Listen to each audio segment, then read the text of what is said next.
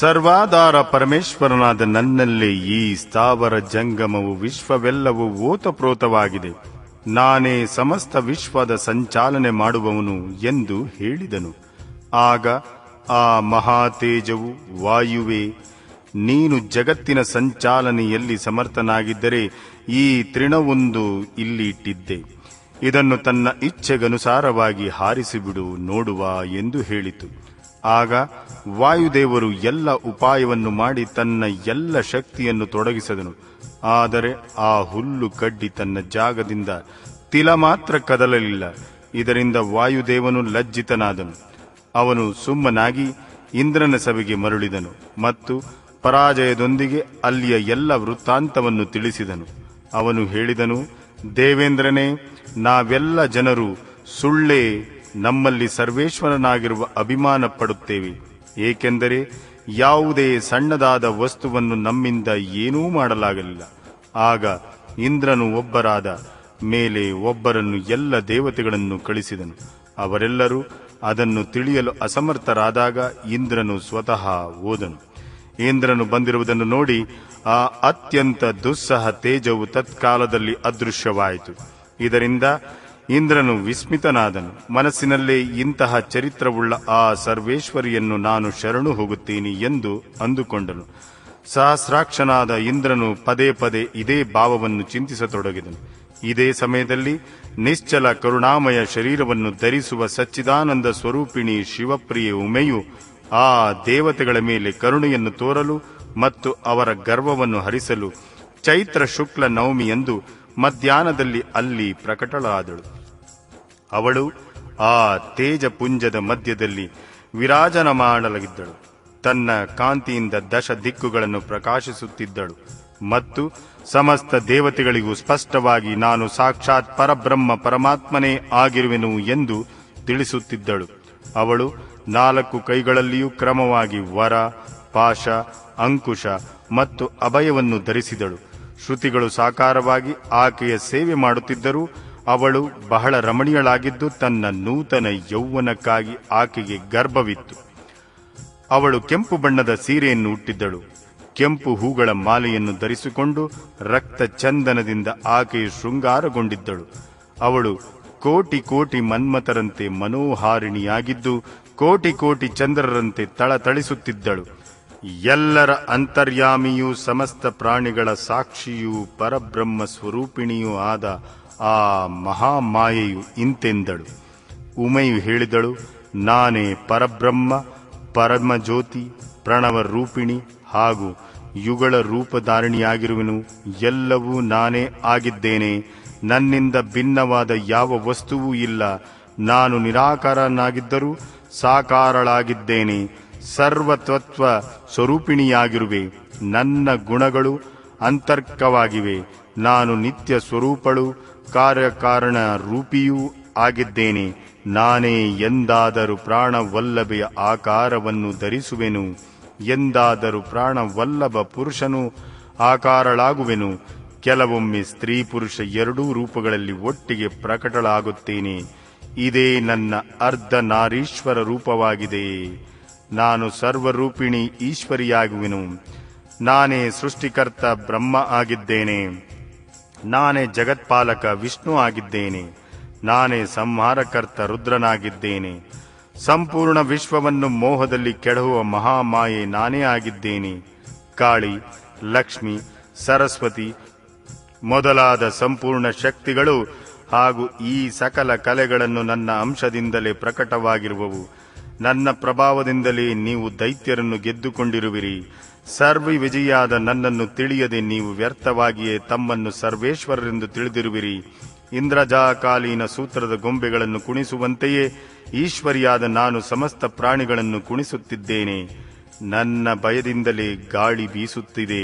ನನ್ನ ಭಯದಿಂದಲೇ ಅಗ್ನಿಯು ಎಲ್ಲವನ್ನು ಸುಡುವನು. ನನ್ನ ಭಯದಿಂದಲೇ ಲೋಕಪಾಲರು ನಿರಂತರ ತಮ್ಮ ತಮ್ಮ ಕರ್ಮಗಳಲ್ಲಿ ತೊಡಗಿರುವರು. ನಾನು ಸರ್ವತಾ ಸ್ವತಂತ್ರಳಾಗಿರುವೆನು.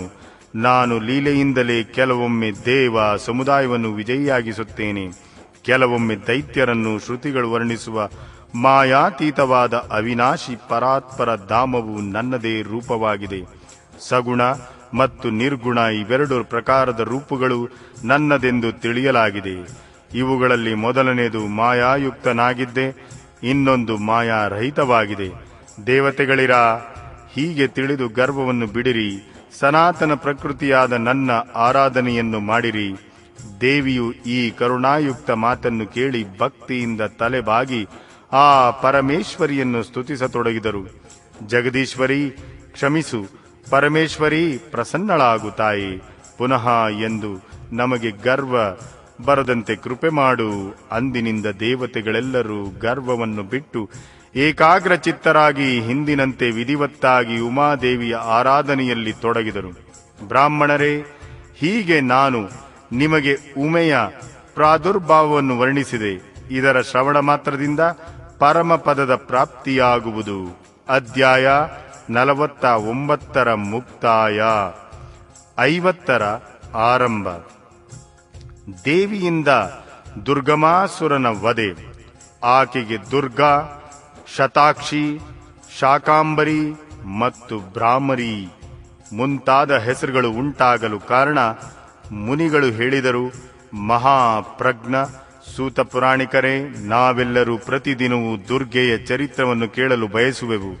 ಆದ್ದರಿಂದ ತಾವು ಇನ್ನು ಯಾವುದಾದರೂ ಅದ್ಭುತ ಲೀಲಾತತ್ವವನ್ನು ನಮಗೆ ವರ್ಣಿಸಿರಿ. ಸರ್ವಜ್ಞ ಶಿರೋಮಣಿ ಸೂತರೇ, ತಮ್ಮ ಮುಖಾರವಿಂದದಿಂದ ನಾನಾ ಪ್ರಕಾರದ ಅಮೃತದಂತಿರುವ ಮಧುರ ಕಥೆಗಳನ್ನು ಕೇಳಿದಷ್ಟು ನಮ್ಮ ಮನಸ್ಸು ತೃಪ್ತಿಗೊಳ್ಳುವುದಿಲ್ಲ. ಸೂತ ಪುರಾಣಿಕರು ಹೇಳಿದರು, ಮುನಿಗಳೇ, ದುರ್ಗಮವೆಂದು ವಿಖ್ಯಾತ ಒಬ್ಬ ಅಸುರನಿದ್ದನು. ಅವನು ರುರುವಿನ ಮಹಾಬಲಿಷ್ಠ ಪುತ್ರನಾಗಿದ್ದು, ಅವನು ಬ್ರಹ್ಮದೇವರ ವರದಿಂದ 4 ವೇದಗಳನ್ನ ಕೈವಶಪಡಿಸಿಕೊಂಡಿದ್ದನು. ಅಜೇಯ ಬಲವನ್ನು ಪಡೆದು ಅವನು ಭೂತಳದಲ್ಲಿ ಮಾಡಿದ ಅನೇಕ ಉತ್ಪಾತಗಳನ್ನು ಕೇಳಿ ದೇವತೆಗಳು ನಡುಗಿ ಹೋದರು. ವೇದಗಳು ಅದೃಶ್ಯವಾದಾಗ ಎಲ್ಲ ವೈದಿಕ ಕ್ರಿಯೆಗಳು ನಾಶವಾದವು. ಆಗ ಬ್ರಾಹ್ಮಣರು ಮತ್ತು ದೇವತೆಗಳು ದುರಾಚಾರಿಗಳಾದರು. ಎಲ್ಲಿಯೂ ದಾನವಾಗಲಿ, ಅತ್ಯಂತ ಉಗ್ರ ತಪಸ್ಸಾಗಲಿ, ಯಜ್ಞವಾಗಲಿ, ಹೋಮವಾಗಲಿ ನಡೆಯುತ್ತಿರಲಿಲ್ಲ. ಇದರ ಪರಿಣಾಮದಿಂದ ಭೂಮಿಯಲ್ಲಿ 100 ವರ್ಷಗಳ ಕಾಲ ಮಳೆಯ ನಿಂತು ಹೋಯಿತು. 3 ಲೋಕಗಳಲ್ಲಿಯೂ ಹಾಹಾಕಾರವೆದ್ದಿತು. ಎಲ್ಲ ಜನರು ದುಃಖಿತರಾದರು. ಎಲ್ಲರಿಗೂ ಹಸಿವೆಯ ಬಾಯಾರಿಕೆ ಕಾಡತೊಡಗಿತು. ಕೆರೆ, ಬಾವಿಗಳು, ಸರೋವರ, ನದಿಗಳು ಮತ್ತು ಸಮುದ್ರವು ಒಣಗಿ ಹೋಯಿತು. ಸಮಸ್ತ ವೃಕ್ಷ ಲತೆಗಳು ಒಣಗಿ ಹೋದವು. ಇದರಿಂದ ಸಮಸ್ತ ಪ್ರಜೆಗಳ ಚಿತ್ತದಲ್ಲಿ ಬಹಳ ದೀನತೆ ಆವರಿಸಿತು.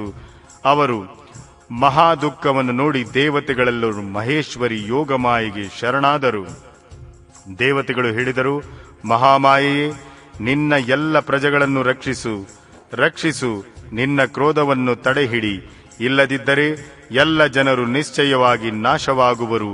ಕೃಪಾ ಸಿಂಧುವೆ, ದೀನುಬಂಧುವೆ, ಶಂಭುವನೆಂಬ ದೈತ್ಯ ಮಹಾಬಲಿ ನಿಶುಂಭ, ದ್ರುಮಾಕ್ಷ, ಚಂಡಮುಂಡ, ಮಹಾಶಕ್ತಿಶಾಲಿ ರಕ್ತಬೀಜ, ಮಧುಕೈಟುಬ, ಮಹಿಷಾಸುರ ಮುಂತಾದವರು ನೀನು ವಧಿಸಿದಂತೆಯೇ ದುರ್ಗಮಾಸುರನನ್ನು ಶೀಘ್ರವಾಗಿ ಸಂಹರಿಸು. ಬಾಲಕರಿಂದ ಹೆಜ್ಜೆ ಹೆಜ್ಜೆಗೂ ಅಪರಾಧಗಳು ಆಗುತ್ತಾ ಇರುತ್ತವೆ.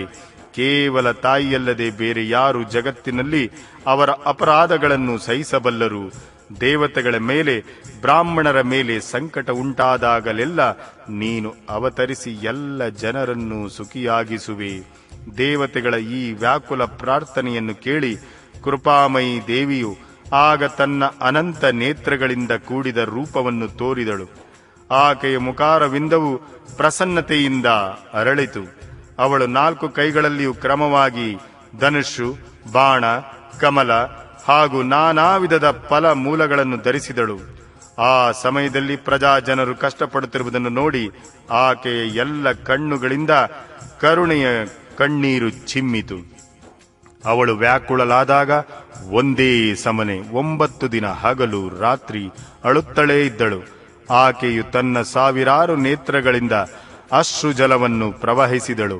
ಆ ಜಲಧಾರೆಗಳಿಂದ ಎಲ್ಲ ಜನರು ತೃಪ್ತರಾದರು ಹಾಗೂ ಎಲ್ಲ ಔಷಧಿಗಳು ನೆನೆಯಲ್ಪಟ್ಟವು.